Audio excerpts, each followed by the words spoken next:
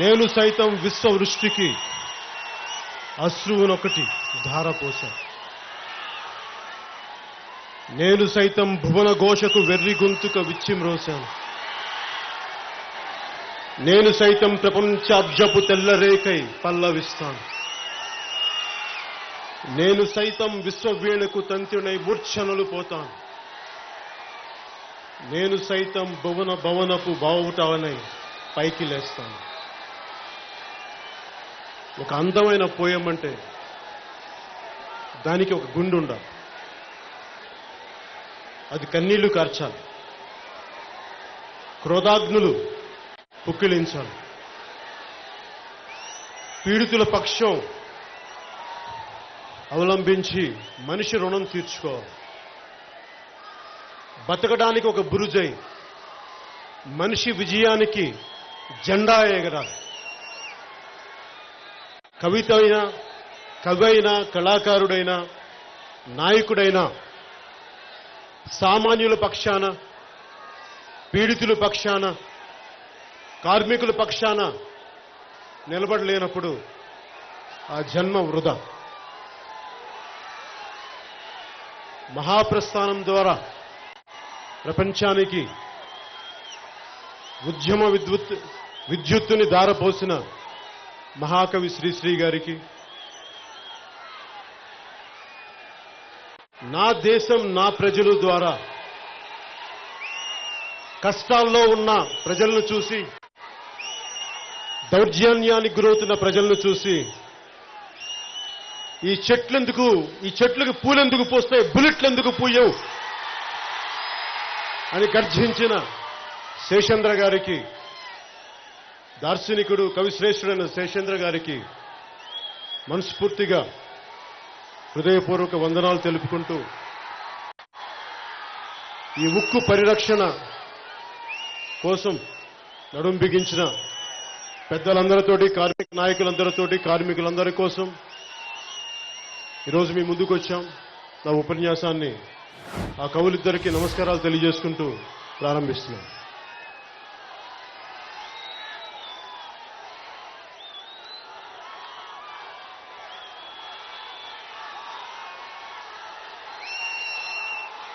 ఉక్కు కర్మాగారం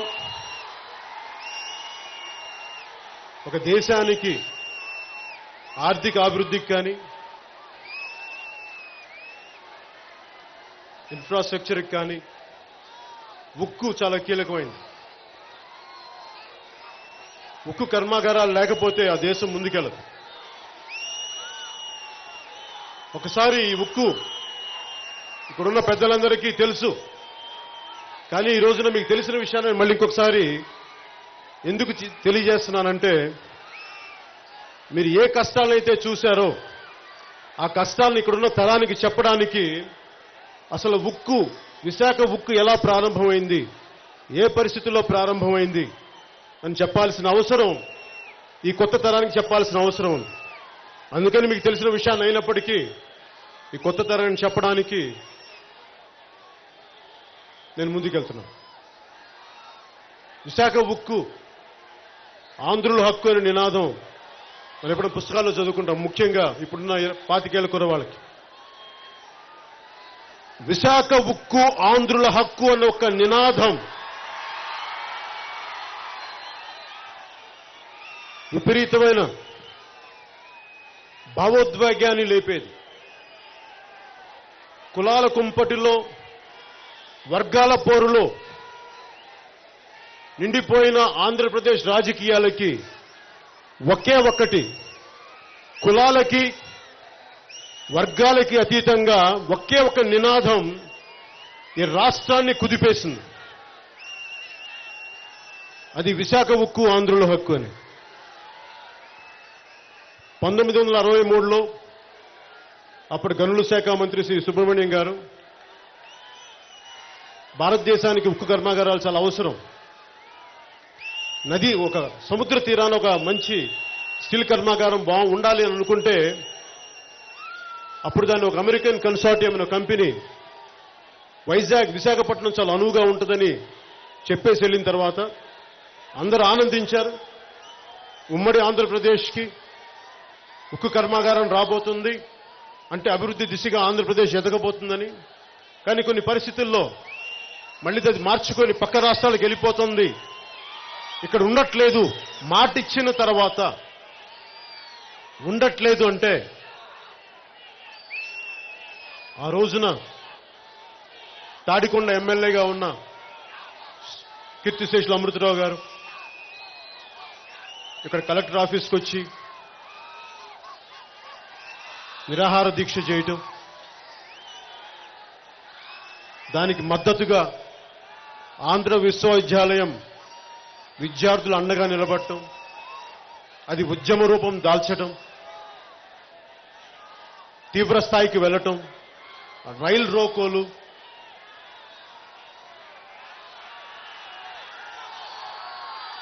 పోలీసుల కాల్పులు, వీటన్నిటి నడుమ ఊహించుకోండి. ఈ రోజున ఇంతమంది యువత ఉన్నారు, ఇక్కడ చిన్నపిల్లలు ఉన్నారు, 18 నుంచి 22 ఏళ్ల పిల్లలు, 25 ఏళ్ల పిల్లలు ఉన్నారు.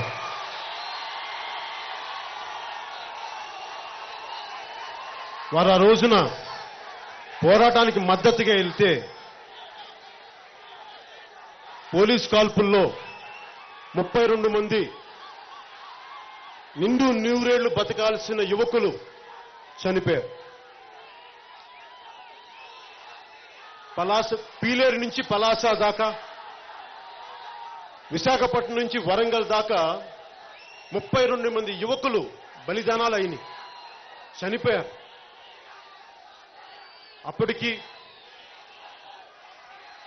అప్పటి రాష్ట్ర ప్రభుత్వంలో ఉన్న 67 మంది ఎమ్మెల్యేలు, 7 మంది ఎంపీలు అనుకుంటా, వీళ్ళందరూ రాజీనామాలు చేసి అన్ని రకాలుగా ఒత్తిళ్లు పెట్టి ప్రజలు చైతన్యవంతులై ముందుకెళ్తే ఈ రోజున స్టీల్ ప్లాంట్ ఇక్కడికి వచ్చింది. ఈ స్టీల్ ప్లాంట్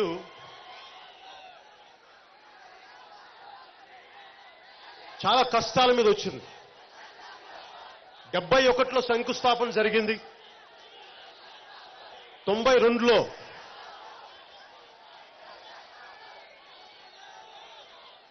దాదాపు 3 లక్షల టన్నులు కదండి. 72లో 3 లక్షల టన్నుకి ఉత్పత్తి సామర్థ్యం పెంచిన తర్వాత అప్పటి పివి నరసింహారావు గారు ప్రధానమంత్రిగా ఉన్నప్పుడు దీనిని జాతికి అంకితం చేశారు. 2 దశాబ్దాల కాలంలో ఈ స్టీల్ ప్లాంటు,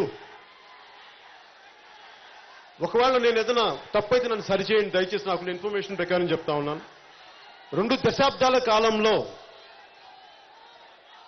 ఈ వైజాగ్ స్టీల్ ప్లాంట్ 6,000 కోట్ల లాభాన్ని చూసింది. 40,000 కోట్ల రూపాయలు రాష్ట్రానికి, కేంద్రానికి ట్యాక్సులు కట్టింది. 16,000 మందికి నేరుగా ఉపాధి ఇచ్చింది. 18,000 పైచిలకు కాంట్రాక్ట్ లేబర్కి ఉపాధి ఇచ్చింది. ఇంకో 1,00,000 మంది అనుసంధానంగా ఉండే పరిస్థితుల్లో వారికి ఉపాధి ఉంది. వీరి కుటుంబాలని అన్నింటినీ కలుపుకుంటే 5-6 లక్షల మంది ఆధారపడి ఉన్నారు. ఈ స్టీల్ ప్లాంట్ ఏర్పడటానికి 22,000 ఎకరాలు, 64 గ్రామాలని, మనుషులు బతుకుతున్న గ్రామాలని ఖాళీ చేయించి ఒక 1,200 రూపాయలు, ఇందాక వారు చెప్తున్నట్టుగా నష్టపరిహారం ఇచ్చి ఉద్యోగాలు ఇస్తామని చెప్పి ఖాళీ చేయిస్తే ఈ రోజుకి నేను 2015-16లో తిరుగుతున్నప్పుడు ఆ రోజుకి కూడా ఈ రోజుకి కూడా స్టీల్ ప్లాంట్ కోసం ఇచ్చిన భూములకి ఇంకా పరిహారం అందలేదు. వారి కుటుంబాలు ఎంత దీనస్థితిలో ఉంటాయంటే నేను వింటా ఉంటే చాలా బాధేసింది. ఆకలికి ఒకసారి అన్నం వండుకునే పరిస్థితి లేక దేవాలయాలకి అక్కడ ప్రసాదాలు తిని కడుపు నింపుకునే కుటుంబాలు ఉన్నాయి ఇంకా ఇక్కడ. బాధ అనిపించింది నాకు. ఈ రోజున స్టీల్ ప్లాంట్ 2021లో ఇది నష్టాలకి వాటిల్లుతుంది. ఇది నష్టాలు చవిచూస్తుంది. ఈ నష్టాల కోసం మేము స్టీల్ ప్లాంట్ని ప్రైవేటీకరణ చేస్తున్నాం అని వార్త రాగానే అందరితో పాటు నాకు చాలా బాధ కలిగింది. ఎందుకంటే నేను పోరాట యాత్రలు ఇక్కడ బలంగా తిరిగిన వాడిని. సమస్యల్ని, స్టీల్ ప్లాంట్ భూములు కోల్పోయిన నిర్వాసితులను ప్రత్యక్షంగా కలిసిన వాడిని. ఈ వ్యక్తులందరూ నేను కలిసి వాడి కష్టాలను చూసిన తర్వాత బేసిక్గా మౌలికంగా నేను ప్రైవేట్ రంగంతో పాటు ప్రభుత్వ రంగ పరిశ్రమలు బాగుండాలని మనసా వాచా కర్మణ కోరుకునేవాడిని. ప్రభుత్వ రంగ పరిశ్రమలు కాయిలా పడకూడదు, అభివృద్ధి పదంలోకి వెళ్లాలని కోరుకునేవాడిని. అలాంటిది స్టీల్ ప్లాంటు నష్టం వాటిల్లుతుందని చెప్పి ప్రైవేటీకరణ చేద్దాం అన్న వార్త వినగానే వెంటనే పెద్దలు మనోహర్ గారు, పిఎస్సి చైర్మన్ మనోహర్ గారు, నేను ఢిల్లీకి వెళ్లి కేంద్ర మంత్రి హోంశాఖ అమాత్యులు శ్రీ అమిత్ షా గారికి ఒక రిప్రజెంటేషన్ ఇవ్వడం జరిగింది. అన్ని డిస్ఇన్వెస్ట్మెంట్ పెట్టుబడులు ఉపసంహరించి ప్రైవేటీకరణకి అప్పగించేలాగా మిగతా పరిశ్రమలలాగా ఈ స్టీల్ ప్లాంట్ దయచేసి మీరు చూడొద్దు. ఇది ఆంధ్రుల భావోద్వేగాలతో ముడిపడి ఉన్నది. ఇది 18,000 మంది రైతులు భూములు వదులుకుంటే ఈ రోజున స్టీల్ ప్లాంట్ వచ్చింది. దీని గురించి మీరు పెద్ద మనసుతోటి చూడాలి అని చెప్తే వారు సావధానంగా విన్నారు. కాకపోతే మీరు ఊహించుకోవాలి నా పరిస్థితి. నాకు ఒక ఎంపీ లేడు, ఉన్న ఒక ఎమ్మెల్యే వైసీపీ వాళ్ళు పట్టుకెళ్ళిపోయారు.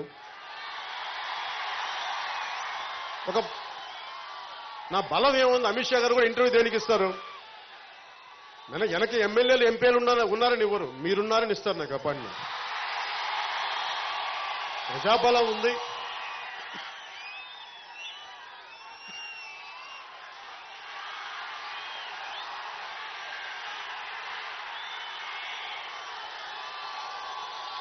మీరు లేకపోతే నాకు ఎందుకు ఇంటర్వ్యూలు ఇస్తారు? ఒక్క క్షణం తీసి గడ్డిపోసలో పక్కన పెట్టరు.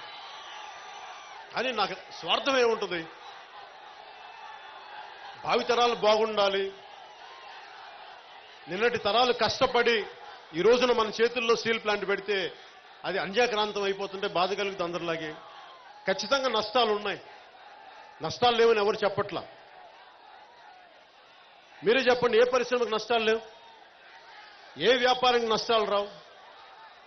ఏ వ్యాపారానికి అప్పులు లేవు? అలా నష్టాలు రాని పరిశ్రమ ఏదైనా ఉంది అంటే ఒక వైసీపీ రాజకీయ పరిశ్రమకు తప్ప అన్ని పరిశ్రమలకి నష్టాలు ఉన్నాయి.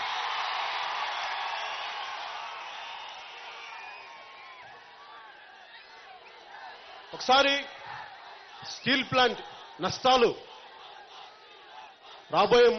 మాట్లాడుకోబోయే ముందు మనకు అర్థం కావాల్సింది పబ్లిక్ సెక్టార్ యూనిట్స్.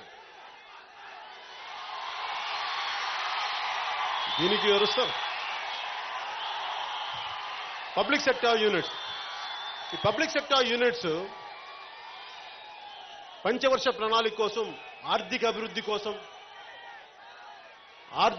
దేశ ఆర్థిక అభివృద్ధి కోసం, ఎక్కువ మందికి ఉపాధి కల్పించే అవకాశాల కోసం ప్రారంభించిన ఈ పబ్లిక్ సెక్టార్ యూనిట్స్. దీంట్లో మహారత్న అని, నవరత్న అని, మినీ రత్న 1 అని, మినీ రత్న 2 అని ఇలాంటి గ్రేడింగ్స్ ఉన్నాయి.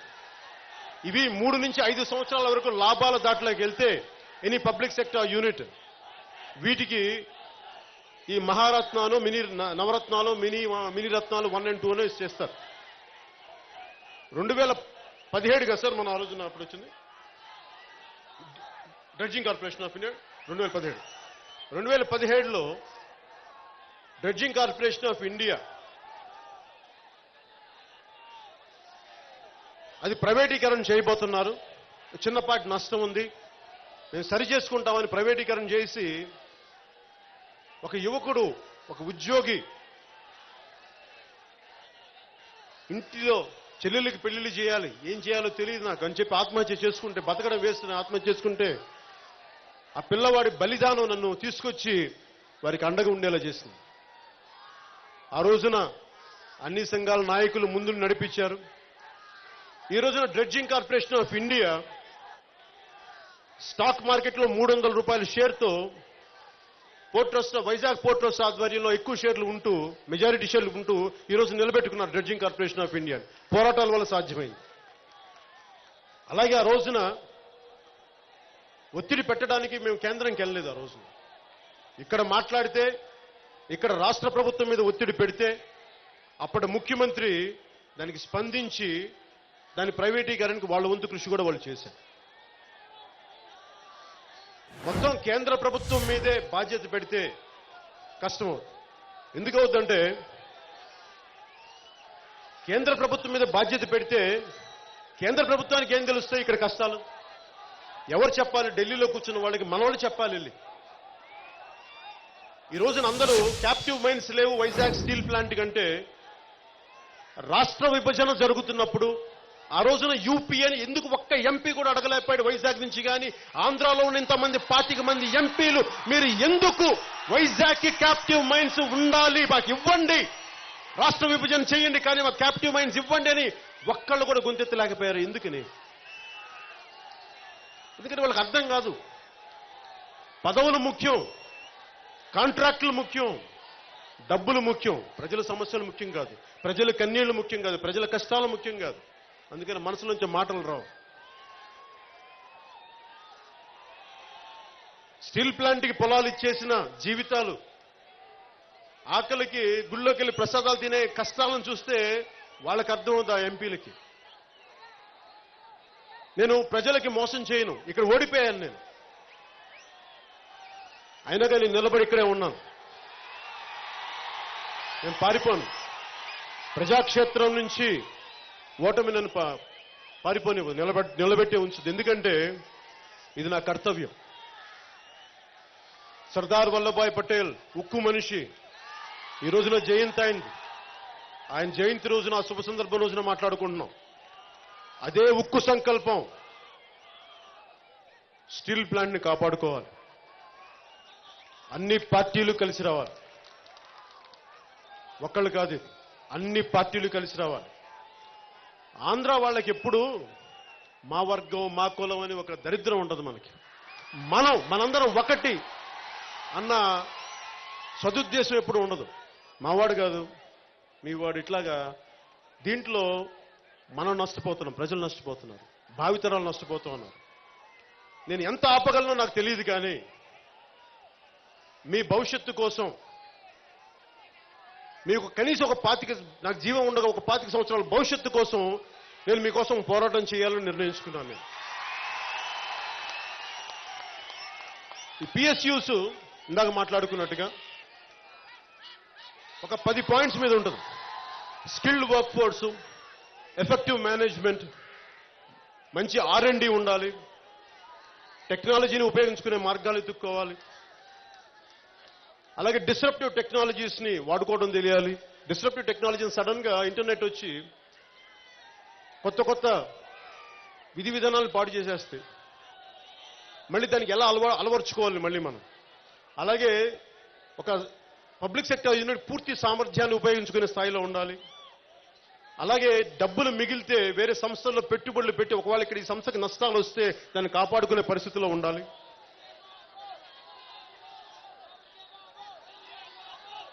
అలాగే అంతర్జాతీయ రాజకీయ ఆర్థిక విధి విధానాలు కూడా ఒకసారి ఎక్కడో యూరోప్లో జరిగే గొడవ ఇక్కడ మన స్టీల్ ప్లాంట్ మీద ప్రభావితం చూపిస్తుంది.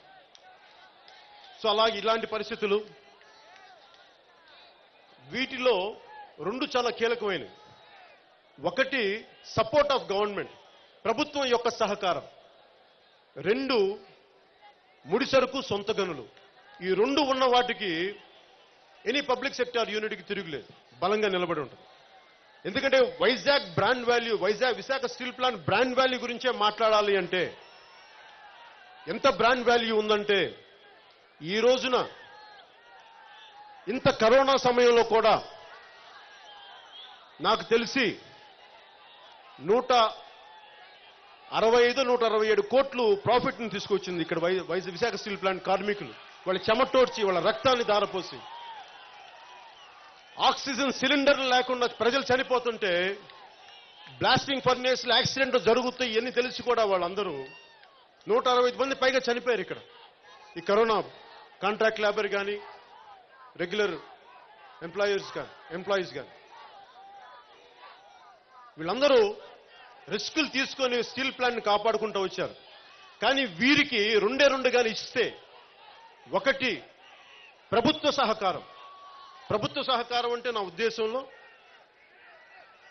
కేంద్ర ప్రభుత్వాన్ని అడగబోయే ముందు రాష్ట్ర ప్రభుత్వాలని బాధ్యుల్ని చేయాలి.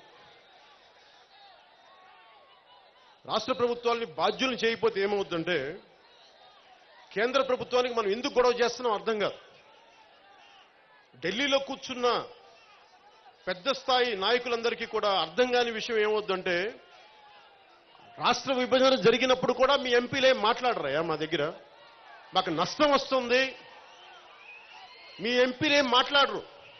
వాళ్ళకి ఏం కావాలో తెలియదు. వాళ్ళ కాంట్రాక్టులు, డబ్బులు, వాళ్ళ పదవులు ఇస్తే సరిపోతాయి. మీ రాష్ట్ర ప్రయోజనాల గురించి మాట్లాడరు. అలాగే ఏ రోజును కూడా మీ ఎంపీలు నోరు తెరిచి మీ ప్రజా సమస్యల గురించి చెప్పకపోతే, నిలబడకపోతే, పోరాటం చెయ్యకపోతే మాకు ఎలా తెలుస్తుంది? మీ వాళ్ళు మాట్లాడరు. అందుకని మేమేం చేస్తాం? మరి ఇలాంటి ఎంపీలని ఎన్నుకుంటే మనకి అన్యాయం జరగక ఏం జరుగుద్ది? రాష్ట్ర విభజన జరుగుతున్నప్పుడు ఒక్క ఎంపీ అయినా సరే మాకు విడిపోబోతుంది, కనీసం మాకు సొంత గనులు మా వైజాగ్ స్టీల్ ప్లాంట్కి ఇవ్వండి అంటే ఈ రోజు సొంత గనులు వచ్చిండేమోనే అడగడానికి ఎవరికి మనసొప్పదు కదా, భావన రాదు. ప్రజల్లో తిరిగే వాళ్ళు కాదు కదా నాయకులు. ఓట్ల రోజున వచ్చి ఓట్లు వేస్తారు, 2,000 3,000 ఇచ్చి గెలుస్తారు, వెళ్ళిపోతారు. మళ్ళీ ఓట్ల టైంలో వస్తారు. మరి సమస్యలు వచ్చినప్పుడు ఎవరు నిలబడరే, ఎవరు రారే.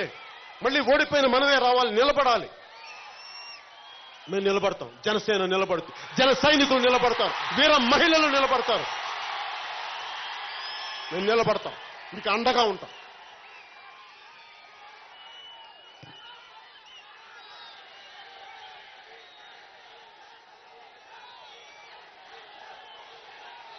ఇందాక పెద్దలు మాట్లాడుతూ ప్రతి పరిశ్రమకి, ప్రతి స్టీల్ పరిశ్రమకి గనులు ఉన్నాయి. ప్రతి స్టీల్ పరిశ్రమకి ఉదాహరణకి టాటా స్టీల్ ఉంది. టాటా స్టీల్కి జార్ఖండ్లోను, ఒరిస్సాలోను వారికి సొంత గనులు ఉన్నాయి. స్టీల్ అథారిటీ ఆఫ్ ఇండియా లిమిటెడ్కి మధ్యప్రదేశ్లో, ఛత్తీస్గఢ్లో, ఒరిస్సా, వెస్ట్ బెంగాల్, కర్ణాటకలో కూడా సొంత గనులు ఉన్నాయి. ఎంత ఎక్కువ ఉన్నాయంటే స్టీల్ అథారిటీ ఆఫ్ ఇండియాకి 70 మిలియన్ టన్నులు అధికంగా ఇనుప ఖనిజం ఉంటుంది. దాన్ని ఏం చేయాలో తెలియక ఒకసారి సర్ప్లస్ అమ్మేయని చెప్తా ఉంటారు. అలాంటిది మనకి కనీసం ఒక్క ఎంపీ వెళ్ళి 22 మంది వైసీపీ ఎంపీలను మీరు ఒక్కరు వెళ్ళి కూడా ప్రభుత్వాన్ని, కేంద్ర ప్రభుత్వాన్ని మాకు ఆ సర్ప్లస్ ని, ఉన్న గనుల్ని మాకు ఇవ్వండి, మేము వాడుకుంటాం, ఆ స్టీల్ ప్లాంట్ ని కాపాడుకుంటామని మీరు ఎందుకు నోరు తెరవరు వైసీపీ ఎంపీలు? మీరు పార్లమెంట్కి వెళ్తుంది కబుర్లు చెప్పుకోవడానికి, కాఫీలు తాగడానికి. మీరు వెళ్ళేది పార్లమెంట్కి.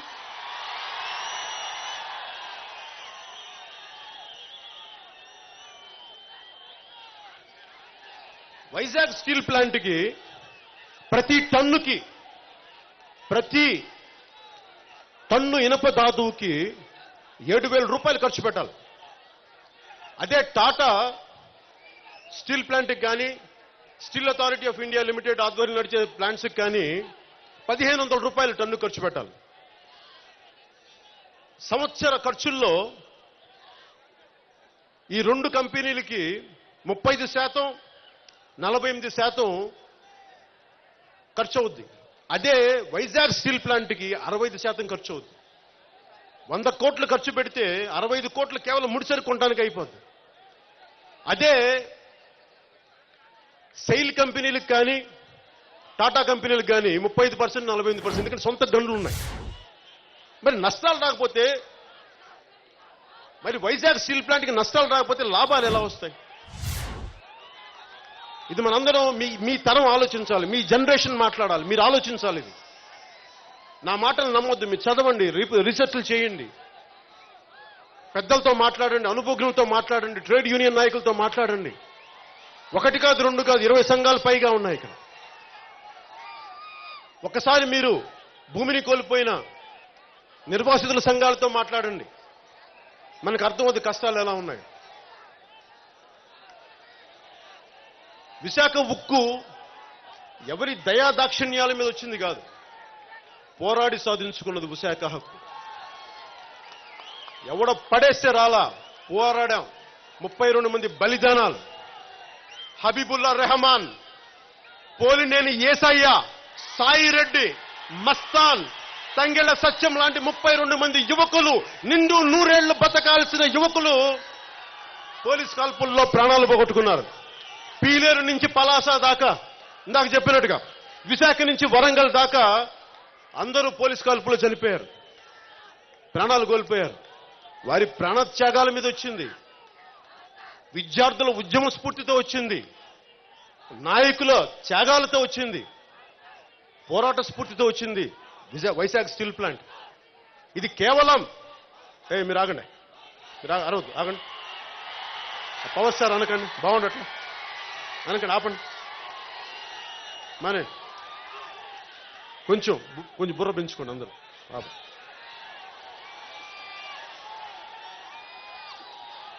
వైజాగ్ స్టీల్ ప్లాంట్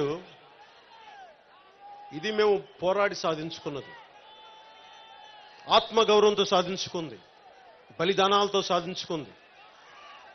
ఎవడో పడేస్తే వచ్చింది కాదు ఇది. ఇది ఆంధ్రుల ఆత్మగౌరవం. స్టీల్ ప్లాంట్ని కాపాడుకోవటం అనేది ఆంధ్రుల ఆత్మగౌరవం. ఇది మర్చిపోకూడదు మనం ఎవరు.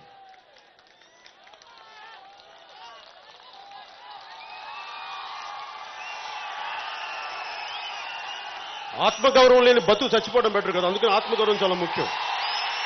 కొంతమంది డబ్బులు పడేసి ఆత్మగౌరవం అమ్మేసుకుంటారు, మనకు అవసరం లేదు. మన ఆంధ్రులో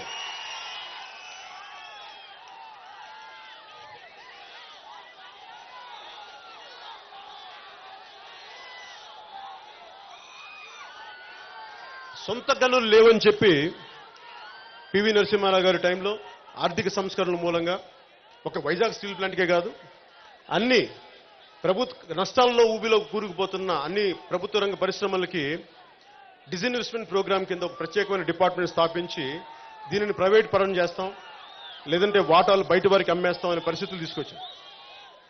ఆ రోజు నుంచి ఈ రోజు కొత్తగా, ఎందుకంటే వాస్తవాలు మాట్లాడేటప్పుడు చరిత్ర మాట్లాడుకోవాలి. ఈ రోజున డిజిన్వెస్ట్మెంట్ అనేది కేవలం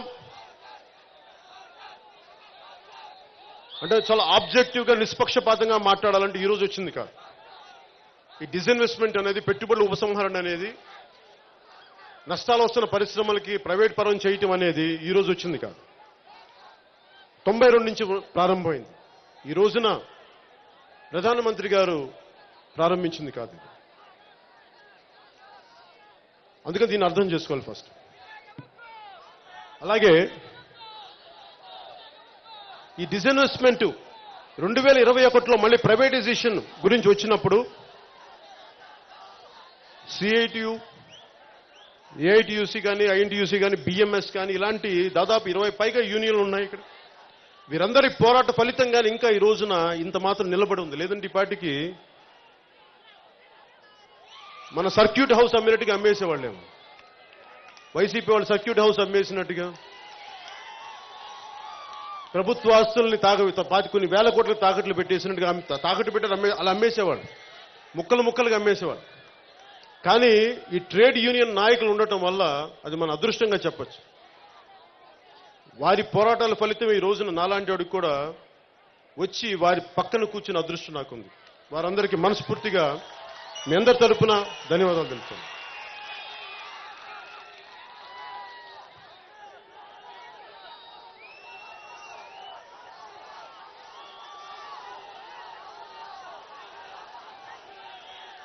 ఇప్పుడు నేను ఏదైనా మాట్లాడదామంటే అందరూ బాధ్యత నా మీద పెడతారు, నువ్వు మాట్లాడాలి, విశాఖ ఉక్కు ప్లాంట్కి మళ్ళీ వచ్చి నువ్వే మాట్లాడాలంటే నేను ఖచ్చితంగా మాట్లాడతాను.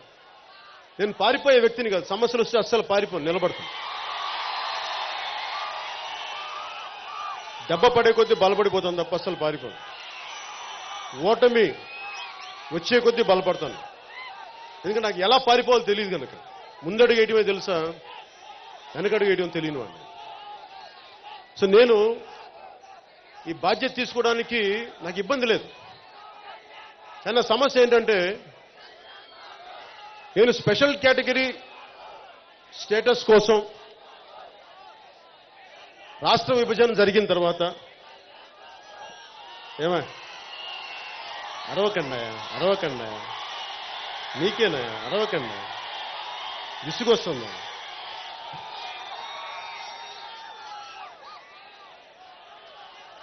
సభా సంస్కారం లేదా మీకు? సభా సంస్కారం లేదా? దేని గురించి మాట్లాడుతున్నాం?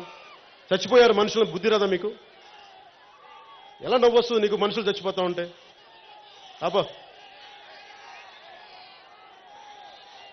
స్పెషల్ కేటగిరీ స్టేటస్ కోసం నేను పోరాటం చేసి బయటకు వచ్చి అన్ని జిల్లాలు తిరుగుతున్నప్పుడు నాకేమైనా సరదా? నా రోడ్ల మీదకి వచ్చి మాట్లాడటం తిట్టరు నాకేం సరదా కాదు.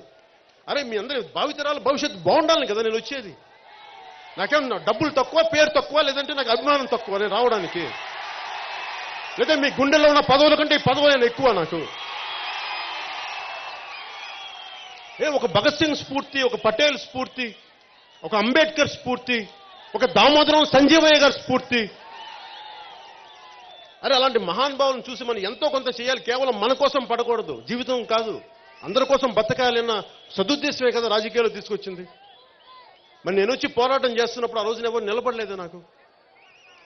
అందరు నన్ను ఒంటరివాణి చేసి వదిలేశారు, నన్ను నా జన సైనికుల్ని, మా ఆడపడుచులను. ఒక్క పార్టీ నిలబడలేదే. నిండుకుండా తీసుకొచ్చి వెళ్తుంటే తూట్లు పొడిచే వాళ్ళని మొత్తం కారిపోయింది.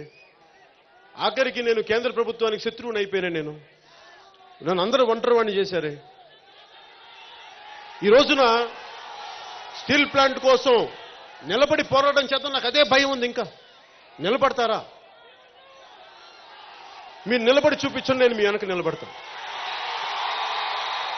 నేను ఒక్కడే కాదు ఈసారి, నేను ఒక్కడే నిలబడి సార్, మీరు అందరూ నిలబడాలి. నా ఒక్కడి సమస్య కాదు, ఉద్దానం సమస్య నా ఒక్కడిదా?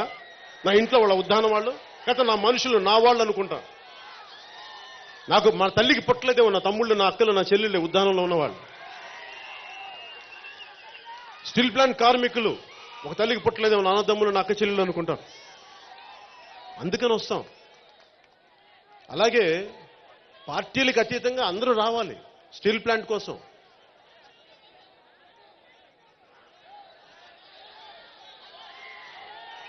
అంటే ఒకసారి నన్ను చాలా మంది అంటారు, నువ్వు ఒక ఐడియలిస్టిక్ ఫూల్, నీకు రాజకీయం తెలియదు, ఎలా బెనిఫిట్ కావాలో తెలియదంటే నేను మేబీ నాకు ఓకే. ఎందుకంటే నేను స్వాతంత్ర సమరయోధుల్ని ఆదర్శంగా తీసుకున్నవాడిని. I'm okay to be an idealistic fool, but not like a corrupt politician. దోపిడీ చేసే పాలిటీషియన్ కంటే కూడా ఒక ఐడియలిస్టిక్ గా ఉండి ఆ ఓటమి నాకు చాలా గొప్పది. 1000 కోట్లు సంపాదించుకొని 200 కోట్లు సంపాదించుకుని ఎమ్మెల్యే ఎంపీ సీటు కంటే కూడా నాకు వచ్చిన 10,000 ఓట్లే నాకు చాలా అద్భుతం. నేను వాటికి గౌరవిస్తాను. ఈరోజు అనుకుంటున్నారు కదా ఎందుకు వచ్చానని. నేను ఓట్లు వెయ్యని వాళ్ళ కోసం రాలా, ఓట్లు వేసిన వాళ్ళ కోసం వచ్చాను. అందుకు వచ్చాను ఈరోజు. జనసేన పార్టీని ఎందుకు నిలబెట్టి ఉంచానంటే ఓట్లు వెయ్యని వాళ్ళ కోసం కాదు, నాకు ఓట్లు వేసిన 10 మంది ఉంటే చాలా 10 మంది కోసం నేను నిలబడినాను, వారి కోసం వచ్చాను.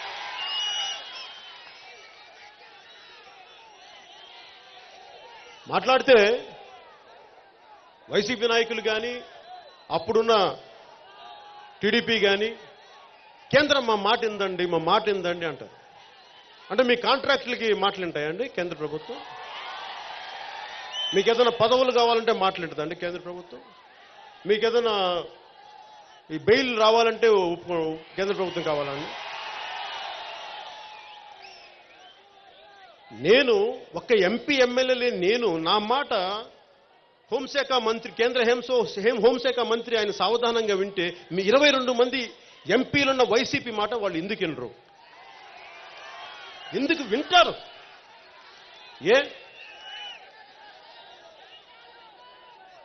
వారు ఫామ్ బిల్ గురించి వినలేదా? అలాగే వైసీపీ ఇక్కడికి వచ్చి మాకేం సంబంధం లేదండి, ఇక్కడ మేము అసెంబ్లీలో తీర్మానం పెట్టామని చెప్పి చేతులు దులిపేసుకుంటే ఎట్లా? అలా కుదరదమ్మా, అట్లా కుదరదు. మీరు నిలబడాలి. ఆ కథలు, ఆ కాకమ్మ కథలు, కబర్లు, కాకరకాయలు ఇదివరకు రోజులు, ఇప్పుడు కుదరదు. అది విభజన టైంలో ఈ కథలు చెప్పారు, ప్రతి ఎంపీ ఇదే కథ చెప్పారు, ప్రతి ఎమ్మెల్యే ఇదే కథ చెప్పాడు, మేము విన్నామమ్మా. ఇంకా మరీ దయచేసి ఇంకా పెద్ద పెద్ద క్యాబేజీ పూలు చెవుల్లో పెట్టకండి, చాలు, ఇంక విసిగిపోయారు. అలాగే వైసీపీ నాయకులు ఏమంటారు? మాకు కేంద్రం మా మాట విందు, మోడీ గారు మా మాటను లక్ష్య చేయరంటారు.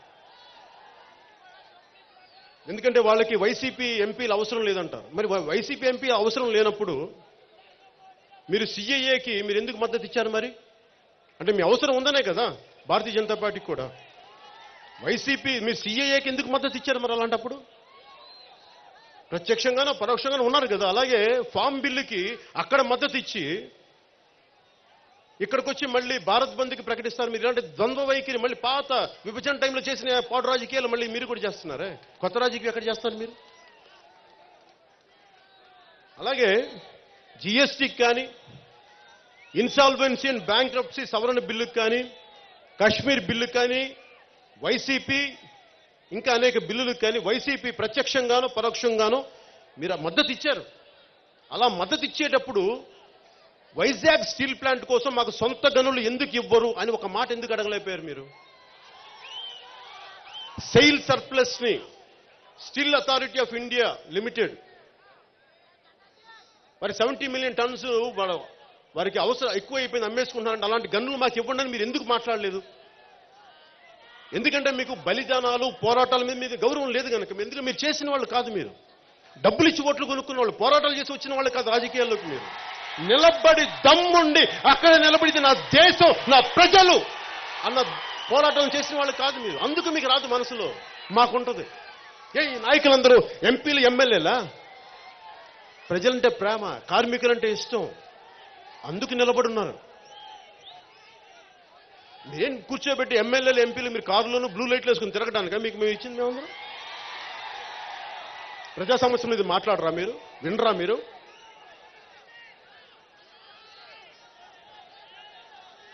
మీకు తెలిసిందల్లా కాంట్రాక్టులు, పదవులు, డబ్బులతో పాటు ప్రజలు తాగే సారా డబ్బులు, వాళ్ళ సారో కథలే మిమ్మల్ని ముందుకు తీసుకెళ్తాం. అంతేగాని నిజంగా మీ కష్టాలు తెలియదు మీకు.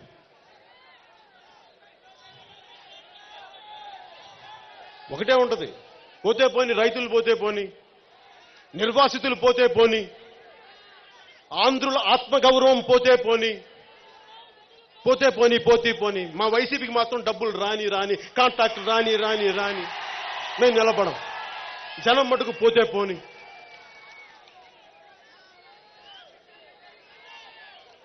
ఏదన్నా అంటే మీరందరూ ఏమంటారు? వచ్చేసాం, మేము లేఖలు ఇచ్చామంటారు. ఏంటి లేఖలు? ఎన్నిసార్లు ఇస్తారా లేఖలు? లేఖలు కొత్త మాకు? విభజన టైంలో మీ లేఖల కథలు చూడలేదా? లేఖల రాజకీయాలు మేము చూడలేదా? ఏదన్నా అంటే మీరు మోడీ గారికి, మా భారతీయ జనతా పార్టీకి మా అవసరం లేదంటారే, వారంటే మాకు భయం అంటారే. మరి అలాంటప్పుడు రాజ్యసభ చైర్మన్ మీద మీరు అభాండాలు వేశారు ఆ రోజున. ఆ ధైర్యం ఎక్కడి నుంచి వచ్చింది మీకు? సిజేఐ బోబ్డే గారికి మీరు లేఖలు కూడా రాశారే, ఒక వ్యక్తిని మీరు సిజేఐ చేయకూడదని.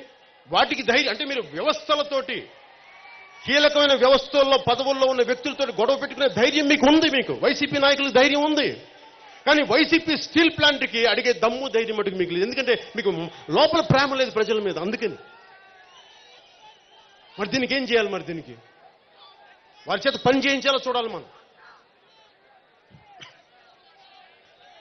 వారు ఫిబ్రవరి 6 నుంచి సెప్టెంబర్ 12 దాకా వాళ్ళు చేసిన లిస్టు తీస్తే, మేము స్టీల్ ప్లాంట్ కోసం లేఖలు రాశాం, మేము ఉద్యమం అంటే ఉక్కు సొంత ఉక్కు గల్లేమని చెప్పి లేఖలు రాశాం, ఎంపీల ద్వారా మెమరాండం ఇచ్చాం, తీర్మానాలు చేశాం, అసెంబ్లీలో వినతి పత్రాలు ఇచ్చాం, అసీల్ మెట్ట నుంచి పాత గాజువాక దాకా పాదయాత్రలు చేశాం. ఇంకా కోపం వస్తే మేము మహాపాదయాత్రలు కూడా చేస్తామని స్టేట్మెంట్ కూడా ఇచ్చారు. ఉద్యమిస్తాం, పోరాడతాం, అవసరమైతే ఎంపీలందరూ రాజీనామాలు చేస్తామని చెప్పారు. మరి ఎందుకే ఏం చేయలేదు మీరు? మీ భీమిలి ఎమ్మెల్యే ఉన్నారు కదా, ఆయన కేంద్రానికి వ్యతిరేకంగా నేను ఉద్యమిస్తానని చెప్పి చాలా ఊగిపై స్వరంతో చెప్పారు. మరి ఆయన మరి ఎవరు ఉద్యమించట్లేదండి మీరు? మేము ఒకటే చెప్తా ఉన్నాం, వైసీపీ మాటలకి అర్థాలు వేరులే. వైసీపీ మాటలకమ్మా నేను అంటుంది అది కాదు. వారు సంపూర్ణ మద్యపాన నిషేధం అంటే మేము మద్యం సంపూర్ణంగా అమ్ముతామని అర్థం. విద్యార్థులకి అండగా నిలబడతామంటే గవర్నమెంట్ ఎయిడెడ్ కాలేజీలను మొత్తం మూసేసి వారి ఆస్తులు స్వాధీనం చేసుకొని వాళ్ళని రోడ్ల మీదకి ఈడుస్తాం 2 లక్షల మంది విద్యార్థులని అర్థం. రైతుకి 12,500 రూపాయలు ఇస్తామంటే కేంద్రం 6,000 కలుపుకొని 12,500 అని అర్థం. అందరికీ ఆరోగ్యశ్రీ అంటే కోవిడ్ వచ్చి చస్తున్నాం అన్నా అంటే బ్లీచింగ్ పౌడర్ చల్లుకున్నామా తగ్గిపోతుంది.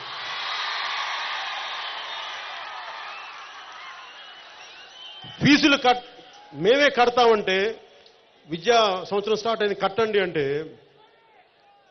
వారిని కొడతామని చెప్పడం. అంటే ఇది అంటే వైసీపీ చెప్పే మాటలకి. అలాగే జాబ్ క్యాలెండర్ కోసం మీరందరూ ఓట్లేశారు కదా మొత్తం వైసీపీకి, ఇంకోసారి కూడా వేయండి బాగుంటుంది.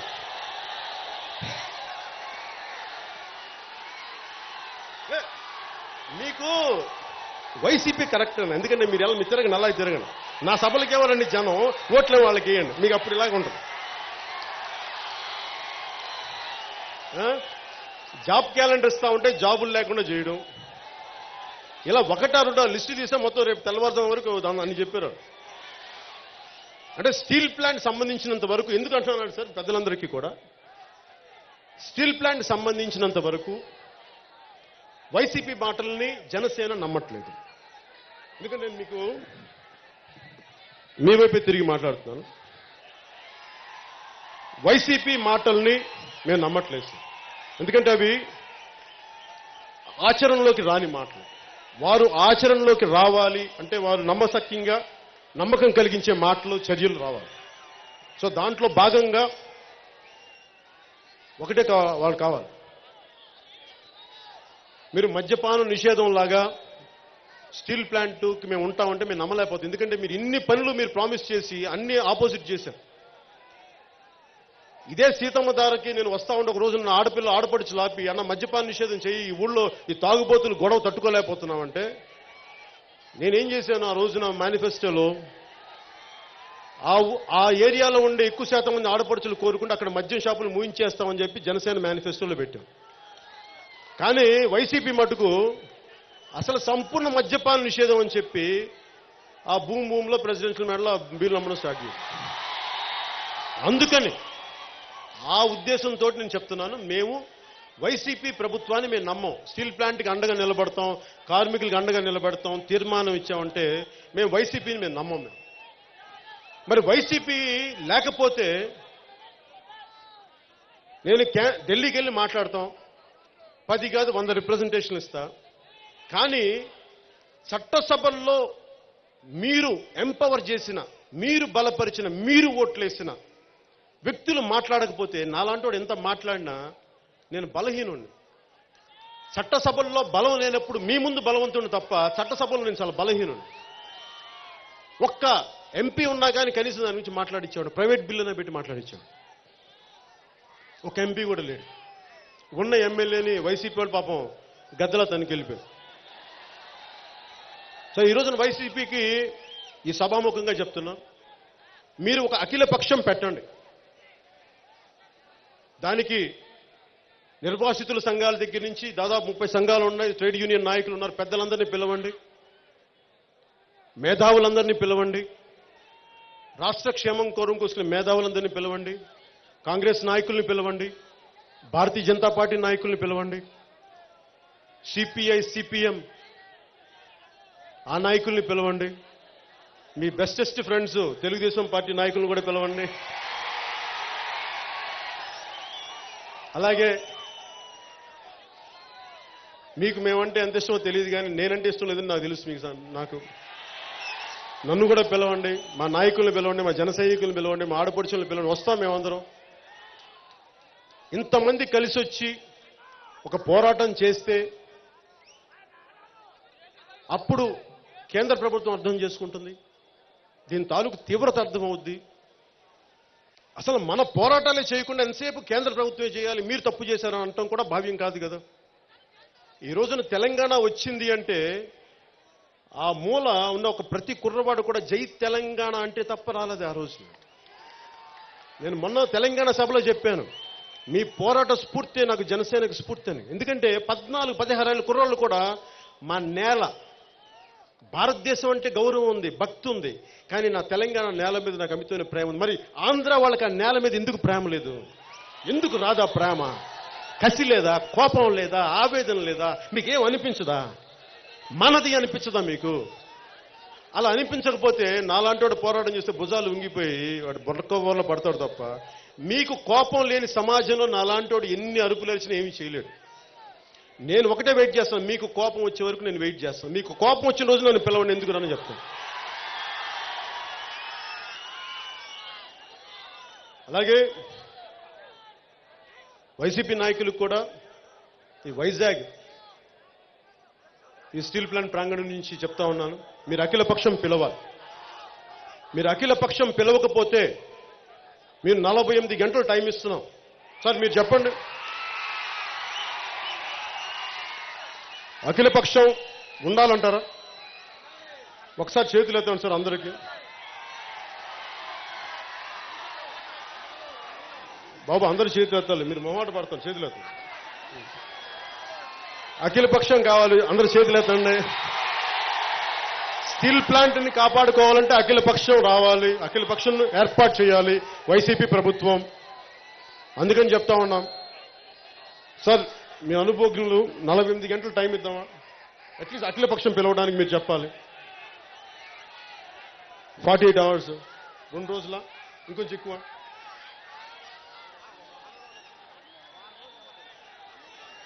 సరే, ఇక్కడున్న పెద్దలంతా చెప్తా ఉన్నారు 48 గంటలు కాకపోతే ఒక వారం రోజులు తీసుకోండి.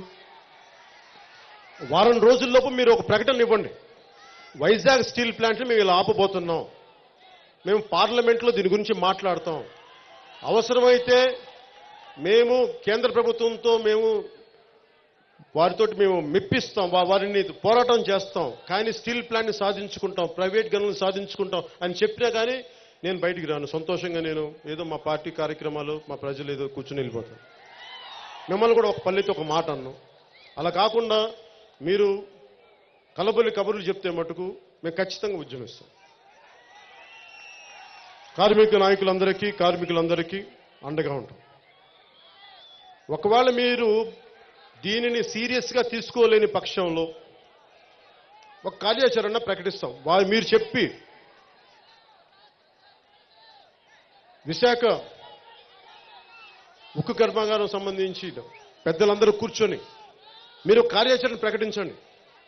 ఈ సమస్యని ప్రతి జిల్లాకి తీసుకెళ్ళండి. ఒకవేళ వైసీపీ రాని పక్షంలో అప్పుడు వైసీపీ మీద ఎలా ఒత్తిడి పెడదాం, ఎలా ఒత్తిడి తీసుకొద్దాం. ఎందుకంటే మన పోరాటాలు మనం చేయకుండా కేంద్ర ప్రభుత్వం అంటాం నాకు ఇష్టం లేదు. ఎందుకంటే నిర్మోహమాటంగా మాట్లాడగలను, నాకు ఆ ఇబ్బందులు లేవు. ఎందుకంటే నాకు కేంద్ర ప్రభుత్వంతో నాకు కూర్చోబెట్టిన పదవులు అడగను, డబ్బులు అడగను, కాంట్రాక్టులు అడగను, నాకేముంటుంది, ప్రజాక్షేమం ఉంటుంది. నేను ఏ రోజు వెళ్ళి కలిసినా మీ క్షేమం కోసం అడుగుతాను. ఓ 25 కేజీల బియ్యం కదమ్మా మా వాళ్ళకి ఇవ్వాల్సిన ఒక 5,000 రూపాయలు కాదు, వాళ్ళకి ఒక 5 లక్షలు సంపాదించుకునే ఒక దారి ఇవ్వండి అని అడుగుతాను. ఒక 25 సంవత్సరాల భవిష్యత్తు ఇమ్మని అడుగుతాను. అది అడుగుతాను కేంద్ర ప్రభుత్వాన్ని. ఆ రోజు వరకు నేను వెయిట్ చేస్తాను. ఒక వారం రోజులు టైం తీసుకోండి. ఒక వారం రోజులు టైం తీసుకొని వైసీపీ మీ కార్యాచరణ చెప్పండి. వైజాగ్ స్టీల్ ప్లాంట్ మీరు ఎలా ఆపుతారో చెప్పండి.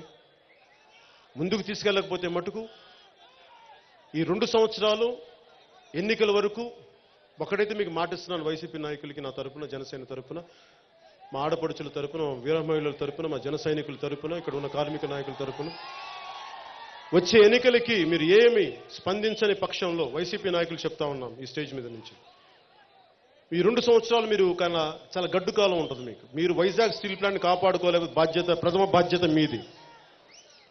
ప్రథమ బాధ్యత మీది.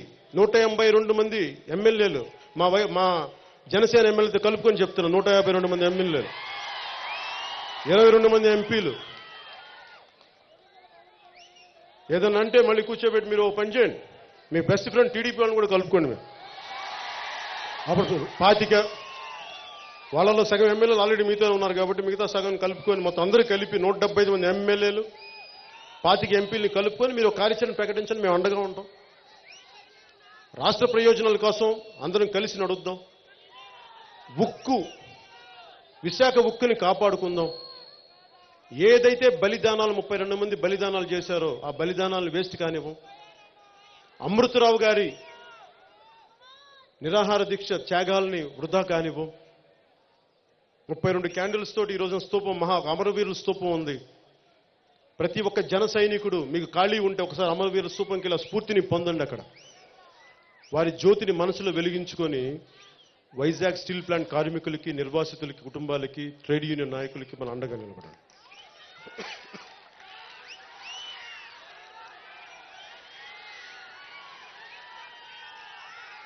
సరే, ముగింపు వాక్యాలుగా ఒకటి కోరుకుంటాను నేను. ఆంధ్ర వాళ్ళగా నాకు దేశభక్తి ఎక్కువ. నేను ఎప్పుడు జై హింద్ అంట, భారత్ మాతాకి జై అంట. కానీ ఈ రోజున నాకు 1972లో జయాంధ్ర ఉద్యమానికి కానీ దానికి ముందు విశాఖ ఉక్కు సాధించడానికి 2 స్లోగన్స్ ఉన్నాయి. ఒకటి విశాఖ ఉక్కు ఆంధ్రుల హక్కు, రెండోది జై ఆంధ్ర జై జై ఆంధ్ర. ఎందుకని చెప్తున్నానంటే భారతదేశం మీద ప్రేమ లేక కాదు, ఏదైతే నేల అన్నం పెట్టిందో ఆ నేల గౌరవం ఇవ్వడానికి కూడా ఇవి చెప్పాలి. ఎందుకంటే ఈ 2 స్లోగన్స్ లేకపోతే మనం కులాలుగా వర్గాలుగా విడిపోతూ ఉంటాం. ఎవరి ఓట్లు వాళ్ళు వేసుకోండి, వచ్చే ఎన్నికల్లో నాకు ఇబ్బంది లేదు. కానీ ప్రజా సమస్యల మీద మనందరం గొంతు, తెలుగువాడి గొంతు, ఆంధ్రవాడి గొంతు అవ్వాలి. అవసరం వచ్చినప్పుడు తెలంగాణ, మనం తెలుగువాడు ఎక్కడున్నా ఏకం కావాలి. మన రాష్ట్ర ప్రయోజనాలకు అవసరమైనప్పుడు ఇది ఆంధ్ర గొంతు అవ్వాలి. ఒకసారి